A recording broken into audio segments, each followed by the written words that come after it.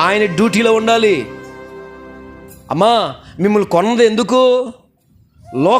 లోకం మాట వినడానికి కాదు. మిమ్మల్ని రక్షించింది ఎందుకు? మీకోసం అడుగడుగున ఆయన గాయాలు ఎందుకు పొందారు అంటే నిన్ను ఒక సువార్త పత్రికగా వాడుకోవడానికి, అంతేగాని నీవు లోకం చేతిలోకి వెళ్ళిపోవడానికి కాదు, నేను లోకం చేతిలోకి వెళ్ళిపోవడానికి కాదు. కాబట్టి 1 కొరింథీయులు రాసిన పత్రికలో మీరు చదివినట్లుగా మీరు విలువ పెట్టి కొనబడిన వారు గనుక మనం ఎవరికి దాసులు కాకూడదు? మనుషులకు దాసులు కాకూడే. ఈ లోకంలో ఉన్న మనుషులు, ఈ లోకంలో ఉన్నటువంటి పద్ధతులు, ఈ లోకంలో ఉన్న ఆచారాలు, ఈ లోకంలో ఉన్న మూఢనమ్మకాలు, అవి ఏవి కూడా నీకు నెమ్మదిని, సమాధానం ఇవ్వలేవు గనుక నువ్వు దేవునికి దాసోహం అయిపో.